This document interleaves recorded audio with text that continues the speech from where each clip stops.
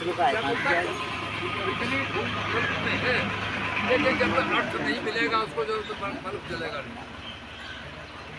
तो फिर कृष्ण भगवान कह रहे हैं, अर्जुन ने कहा कि केशव ये बताओ, फिर ये आत्मा जो है इस जड़ प्रकृति से यानी शरीर से बंध क्यों जाती है? इस शरीर से बंध क्यों जाती है?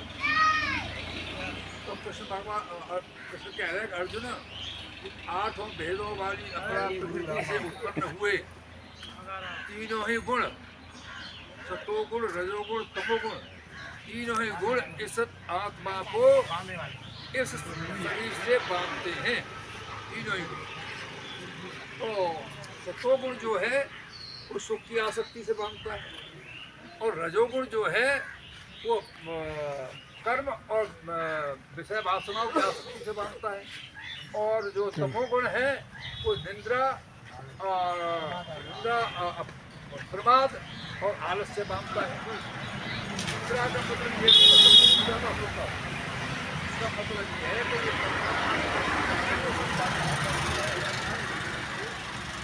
आगे तो उसकी निंदा तमोगी वो निंद्रा उसको ये बताया गया निंद्रा को।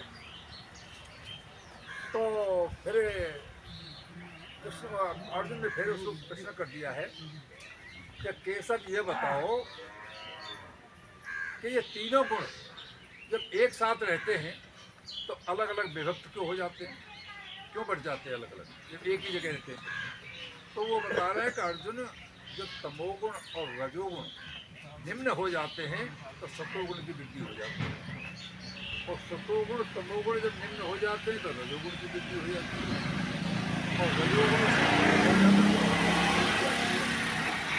तो तीनों की इस तरह से, और एक दो के दबने से तीसरे की वृद्धि हो जाती है।